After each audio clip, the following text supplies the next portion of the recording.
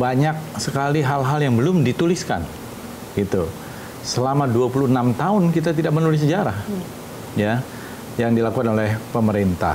Kemudian ada perkembangan-perkembangan baru, update-update terbaru yang juga selain tadi 26 tahun itu belum pernah dituliskan.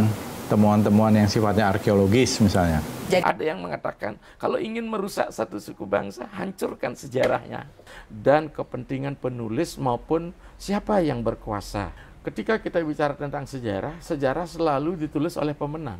Belum seberapa dengan peninggalan-peninggalan yang bersifat laten, yang masih berada di bawah tanah. Atau memang ada upaya penghancuran karena kita sudah berganti ideologi keyakinan yang berbeda. Maka jangan harap deh penulisan sejarah bisa jujur. Oke Miko, masa berakhirnya Hindu di Nusantara kan Majapahit kuncinya. Orang Bali juga datangnya dari Jawa. Jadi Brahmana zaman Bali kuno itu sejaman dengan berkuasanya Gunapria Dharmapatni. Maka konsepnya Mangga Jawa, Mangga Bali, leluhur kami seperti itu. Kalau Bali dipisahkan, maka Jawa akan kehilangan rohnya. Kalau ingin melihat Hindu di zaman lampau, harus ke Bali.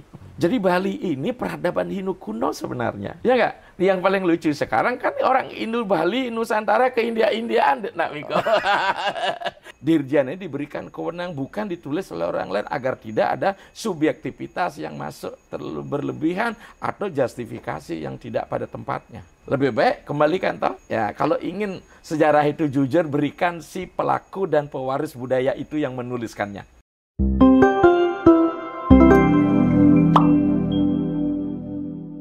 Om Swastiastu, Rahayu pemirsa Hindu Channel.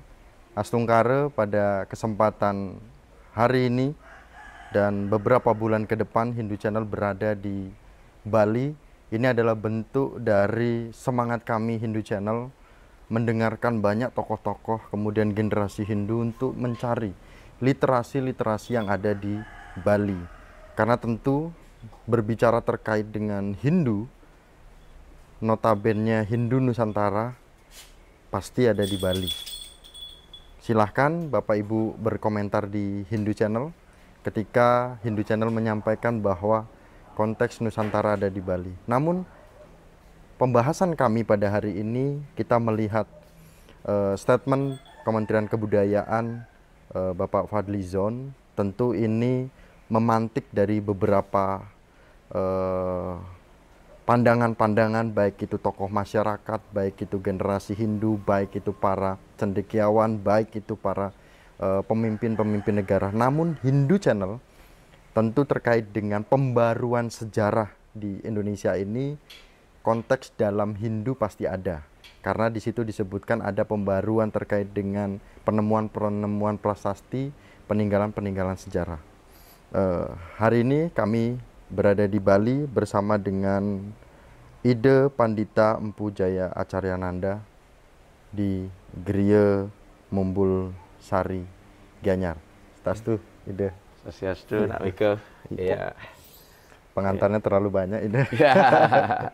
Yeah. Mungkin umat Hindu kaget tiba-tiba Hindu Channel ada di Bali. Ya, begini dulu Nak Miko ya. Saya mengucapkan banyak terima kasih karena Anda sudah stay di Bali, rencananya kan 6 bulan ya. Paling tidak dalam hal, kalau kita bicara keilmiah, ada dengan observasi partisipatori, ya, terlibat langsung, mengamati langsung habitus daripada orang-orang Hindu yang ada di Bali. Jadi terima kasih. Mungkin apakah kesempatan pertama nih saya dikunjungi ya, rekaman melakukan podcast. Saya berterima kasih banyak, saya juga peduli bagaimana perkembangan umat Hindu yang ada di luar Bali. Tapi bagaimanapun kita tidak bisa melepaskan bahwa Bali adalah parameter daripada perkembangan Hindu. Mau kiblat kemana lagi Hindunya. Tapi bukan berarti kami akan menghegemoni secara membabi buta. Tapi ajaran-ajaran adiluhung, terutama saudara kami yang ada di luar daerah kan banyak. Tersebar dari Sabang sampai Merauke, bahkan saya sudah sempat ke Merauke. Ya, yang paling jauh bahkan lebih sering kita kunjung ke paling timur. Terima kasih Naiko ya. Demikian dengan kru ya. Jadi saya tidak bisa menyuguhkan apa-apa, hanya bisa memberikan informasi apa yang barangkali layak untuk kita tampilkan sebagai sebuah santapan untuk bisa memperkaya literasi kita kemudian filosofi kita di dalam beragama, karena melihat belakang ini saya melihat agama banyak yang tidak hadir saling menyapa. Ini prinsip dasar. Demikian Pak Miko. Ya. Gitu. Suksema ide tentu kami dari Hindu Channel seperti pernyataan kami dari awal itu. Ya. Bagaimana melihat sejarah Hindu, peradaban Hindu. Mungkin kita tidak akan diskusi lama, tetapi poin-poin garis besar ini menjadikan dasar umat Hindu kita ketika nanti menyaksikan Hindu Channel itu. Bagaimana peradaban Hindu khususnya saat ini? Apakah apa yang direncanakan oleh pemerintah saat ini juga akan berdampak kepada Hindu? Bahkan Hindu malah tidak dilirik gitu. Ya. Begini Nak Miko ya. Mari kita berangkat dari kata peradaban ya. Kalau kita padu padankan dengan bahasa asing itulah civilization ya. Peradaban adalah puncak-puncak dari sebuah kebudayaan. Ini penting loh bahasanya. Ketika kita bicara masalah kebudayaan, dia mengandung dua esensi yang paling prinsip. Itu adalah titik tolak berkebudayaan itu dulu adalah bagaimana dia melangsungkan hidup. Ya. Jadi budaya adalah instrumen untuk melangsungkan hidup. Apakah dia instrumen yang dalam bentuk ide, dalam bentuk pranata, tata laku, dan dalam bentuk tata sarana, itu benda. Kemudian di situ juga di dalam peradaban atau civilization itu yang juga puncak-puncaknya itu, kebudayaan itu adalah bagaimana dia mengandung satu ikhtiar di mana manusia semampu memerdekakan dirinya. Atau dalam bahasa Sansekerta adalah memahardikakan. Ini prinsip. Nah sekarang kalau sejarah tentang peradaban ini ternyata ada missing link yang terputus. Bagaimana manusia melakoni cara hidup dari dulu, kemudian tidak menghasilkan kemahardikaan, pemerdekaan diri bagi pelaku-pelaku sejarah itu sendiri. Kemudian di situ ada hegemoni, ya, siapa yang penulis itu yang akan menguasai dari sebuah sejarah peradaban, berarti itu sangat bertentangan dengan dari sebuah hakikat dari sebuah peradaban atau budaya itu sendiri. Maka itu ada pemerdekaan diri. Maka dengan demikian harapan saya di dalam penulisan sejarah ini memang dia harus lepas dari kepentingan subjektivitas dan kepentingan penulis maupun siapa yang berkuasa. Karena sebagaimana kita ketahui bersama bahwa ketika kita bicara tentang sejarah, sejarah selalu ditulis oleh pemenang. Iya. Sejarah selalu ditulis oleh pemenang. Maka hal-hal yang mengandung nilai-nilai ya bisa saja dikaburkan. Ya, tentu saja kita punya kepentingan, maka konsep daripada itu paling tidak ketika kita menulis sejarah ini ya, kita kembali kepada marwah atau roh. Hakikat daripada sejarah itu adalah kita kembali pada nilainya, bukan pada ideologinya. Kalau ideologi itu punya kepentingan dia. Nah, agama pun seperti itu. Ya, makanya saya bilang di mana konsep relativitas di wilayah agama kalau sudah ideologi yang bermain, dia pasti akan berusaha untuk memaksakan ideologinya kepada pihak lain. Itu sudah pasti itu. Apalagi sejarah. Makanya dengan demikian, agama di mana sih masalahnya, termasuk hal-hal lain di ideologi. Sosial pun begitu. Makanya Hindu mengajarkan orang untuk kembali pada prinsip-prinsip dasar kemanusiaan, prinsip-prinsip dasar ya kebudayaan. Itu disebut dengan, kalau kita bicara dengan kebudayaan adalah boleh kita katakan semacam untuk samkirti, begitulah bagaimana sam itu gabungan, kirti itu adalah aktivitas, kemudian peristiwa yang memang mengandung di mana manusia itu mampu mengupgrade dirinya, tidak hanya di wilayah fisikalnya, juga di wilayah ideologi, ya logika, juga di wilayah-wilayah ketuhanannya. Maka dengan demikian, kalau kita ingin sejarah peradaban, sejarah kebudayaan ini memiliki nilai yang murni, mari kita jujur ya untuk mengungkapnya. Ya, walaupun kata-kata tadi kepentingan ideologi akan ikut bermain di dalamnya. Tidak melihat nilainya. Tidak melihat nilainya, value-nya hilang, ismenya yang banyak. Maka siapapun yang pegang isme, Pasti dia ingin menghegemoni. Paling tidak, mohon maaf, apakah dia konstruktif maupun destruktif? Biasanya lebih banyak destruktifnya. Saya kira demikian. Nah, ini dari awal sudah saya berikan bingkai ini dulu ya.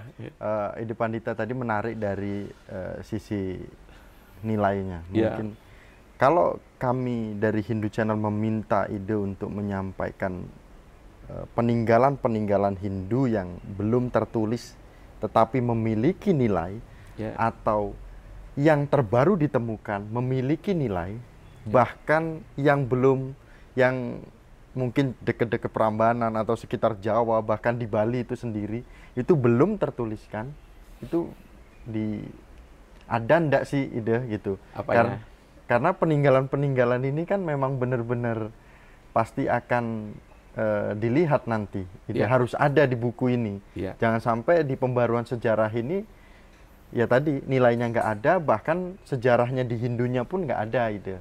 Ini yang mungkin Hindu Channel ingin tuntut gitu ide. Ya, terima kasih nak. Justru ini harapan kita ya.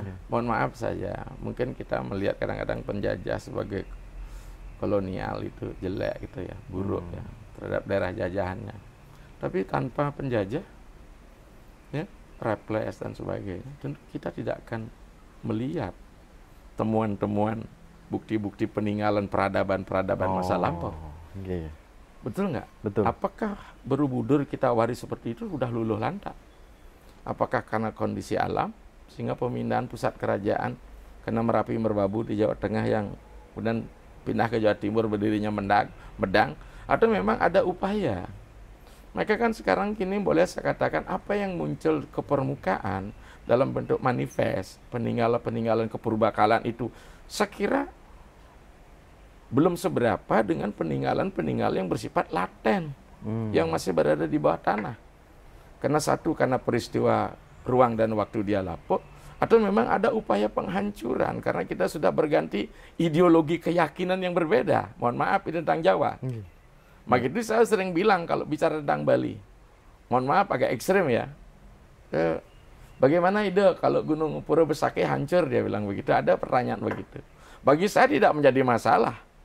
Sepanjang pengusung ideologi Besakih itu ada dan eksis, kita akan bisa buat 1000 Besakih di Bali. Ini masalahnya, ya enggak? Tapi kalau tidak ada pendukung Besakih, bagaimana mungkin kita bisa membuat Besakih dalam pendukung ideologi dan nilai? Di Jawa sendiri kan kita katakan dead monumental, kan baru sekarang bisa kita giring dia drama di Prambanan. Kenapa pendukung ideologi Prambanan itu? Oke. Maka oleh sebab itu kita inginkan saudara-saudara dari Jawa eling. Ia akan hakikat jati dirinya sebagai pewaris literasi, sebagai pewaris ideologi dan nilai yang lebih tinggi tentang Prambanan. Maka kalau pewaris ideologi Prambanan dan nilai Prambanan ada, enak saja. Ini yang menjadi penting, makanya kita sebutkan inilah life monumental. Life monumental itu terletak bukan pada fisikalnya. Bagaimana setiap orang itu sudah terpatri dalam diri sebagai candi Prambanan. Saya sudah buka, Nak Miko. Walaupun mungkin saya dianggap berbeda dengan Profesor Haris Munandar, seorang ahli arkeolog, bahwa sebenarnya apa yang dipetakan oleh sejarah saat ini kan ada 2 dinasti yang saling diametral polarisasi seolah di Jawa Tengah. Begitu salah satu contoh, misalnya Salendra dan Sanjaya.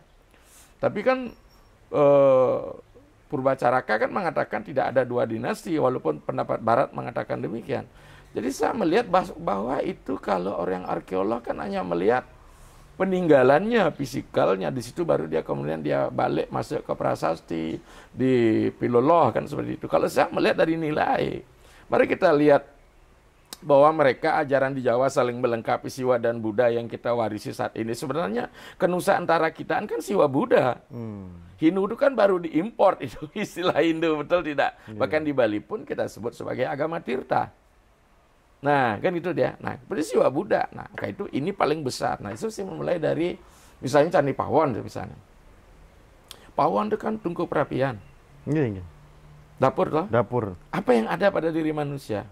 Dapur itu zona candinya ada di sini, di Nabi. Di Puah Pusar itu. Kemudian Mendut ada di sini, kasih sayang, Roro Mendut. Kemudian Borobudur, Bara Baduur. Api pencerahan. baru dia mencapai pelepas Parambrahma, Prambanan. Oke. Jadi ini pilgrim, perjalanan sang roh menuju alam pembebasan Parambrahma, yaitu Prambanan. Apakah saya bilang katakan cocok logi? Ya monggo aja. Maka dengan demikian pada Jawa Timur, Jawa Tengah kadang-kadang raja Buddha begitu, Buddha Kasogatan itu bisa membuat candi siwa. Iya, pemuja siwaistik begitu, dia bisa memuja Buddha. Maka itu jalinan yang paling bagus sebuah nilai siwa Buddha itu di mana di India. Boleh kita akan mereka saling mengklaim kebenaran diametral polarisasi bagaimana Buddha Siddhartha sebagai sebuah kritik terhadap pelaksanaan agama di Hindu. Nah, kemudian justru akan dulu menjadi satu mulai zaman Singasari gitu dulu, bahkan sampai zaman Majapahit. Bagaimana lahirnya kitab Sutasoma. Ini sebuah apa ya saya katakan nilai-nilai yang sama menjadi titik temu. Maka saya katakan di mana agama hadir saling menyapa. Tapi kalau nanti nilai-nilai ini tidak hadir saling menyapa karena ismonya yang lebih penting, maka jangan harap deh penulisan sejarah bisa jujur. Oke, Miko, kita setuju. Setuju. Oke, ini pesan saya untuk Permisa Hindu Channel dimanapun berada. Namun ini ada penekanan lagi bahwa ini berada di Bali.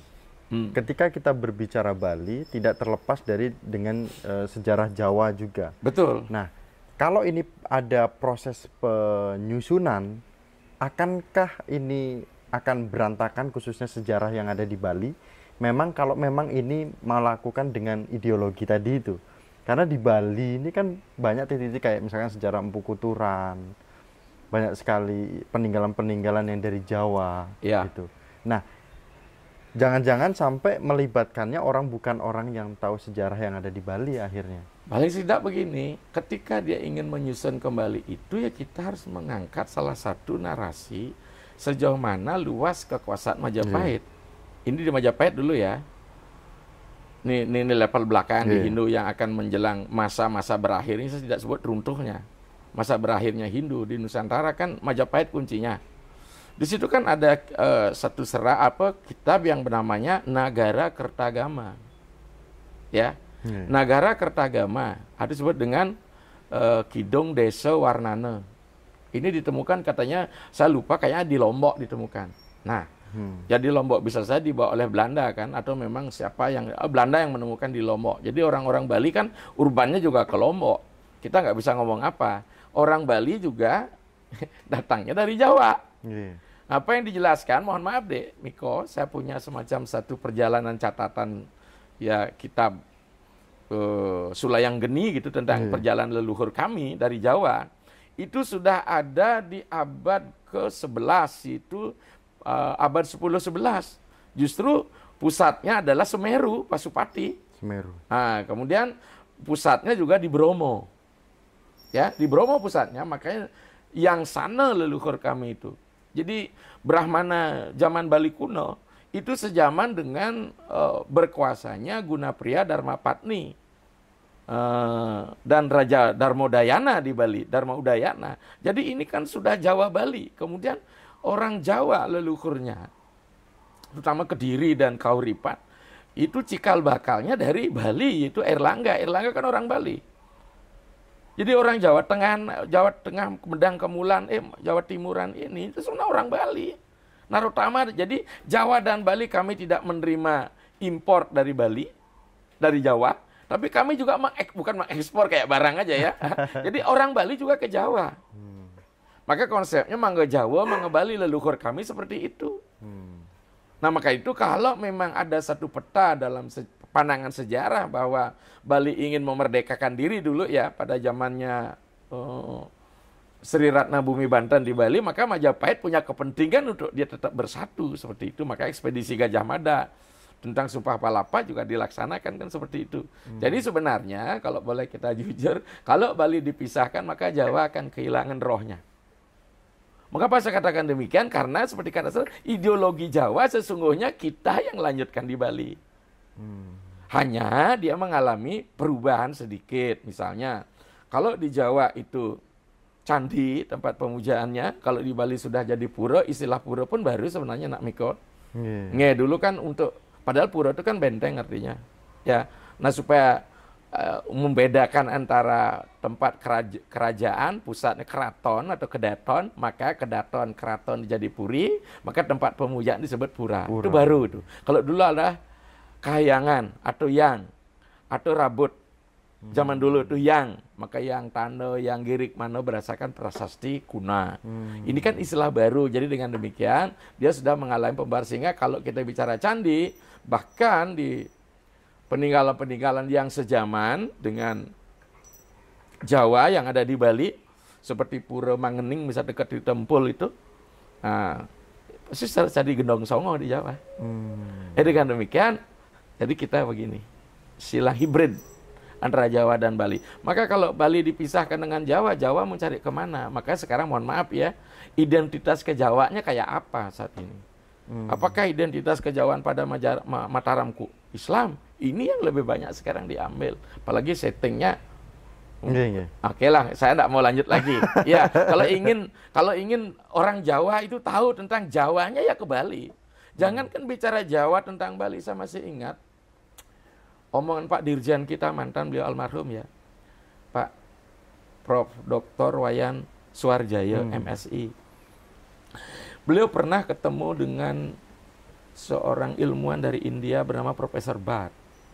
Beliau mengatakan kalau ingin melihat Hindu di zaman lampau harus ke Bali. Jadi Bali ini peradaban Hindu kuno sebenarnya.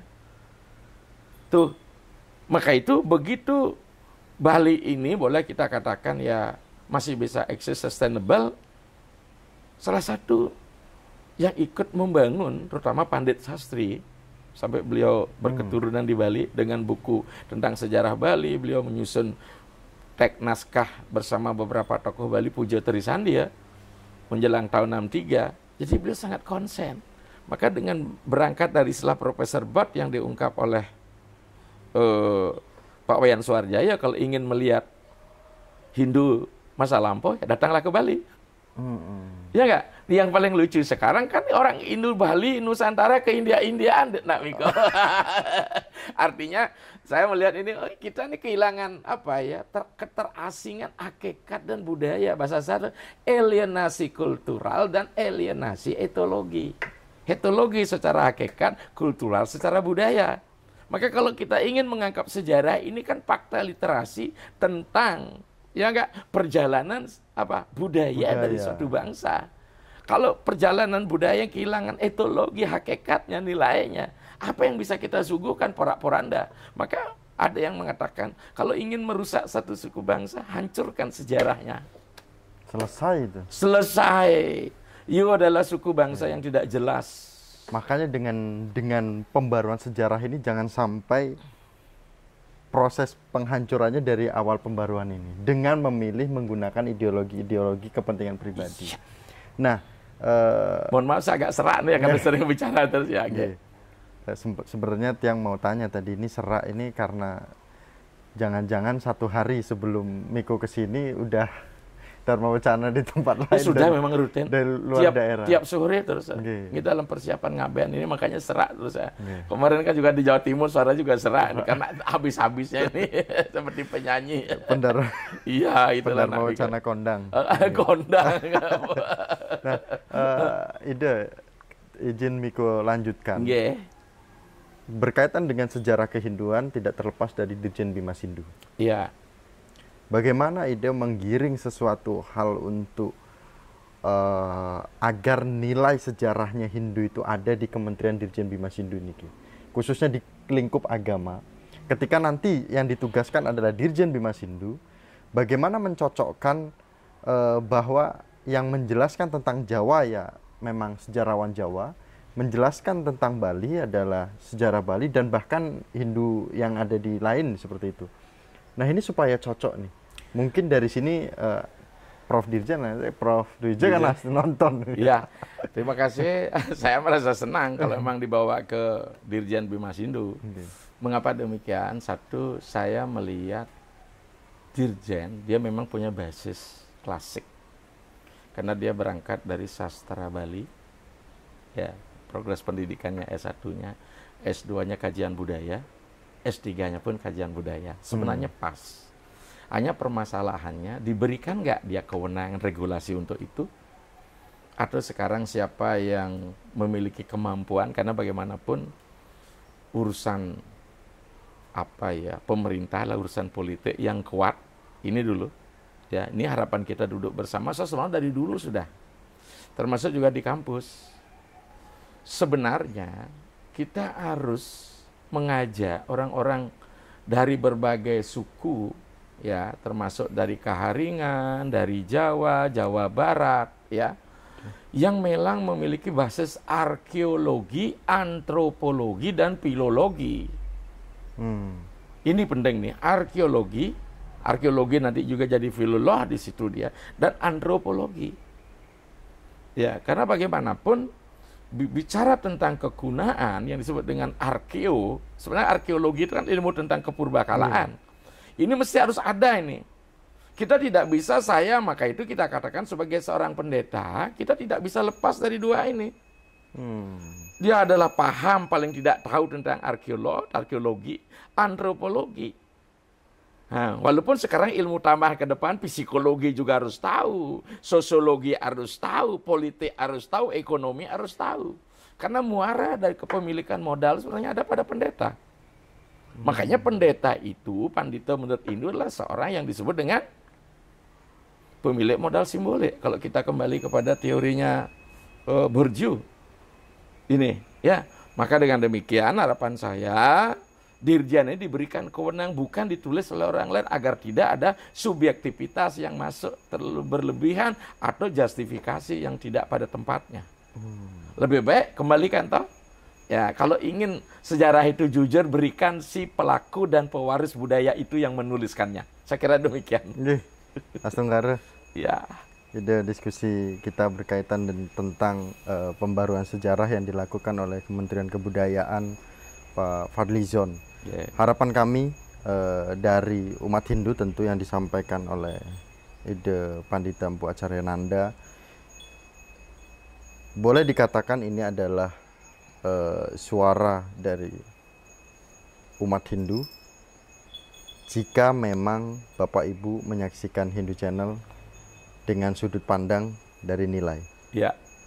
Jika dari sudut pandang ideologi, siapapun yang di hadapan Bapak Ibu menjadi narasumber ini akan berbeda. Ya.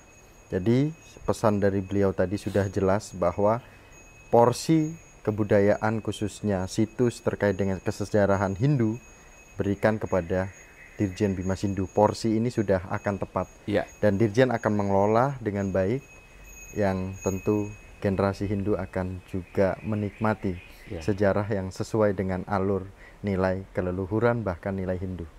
Ide Suksemo. Makasih nak. Tidak bisa luar biasa ya agak. Tidak bisa lama-lama diskusinya karena ide lumayan padat sekali. Dan kami tutup dengan Paramasanti bersama dengan Ide Pandita Empu Acaryananda di Gria Umbulsari. Matur Suksemo Paramasanti. Om Santi Santi Santi. Om Sukma Rahayu.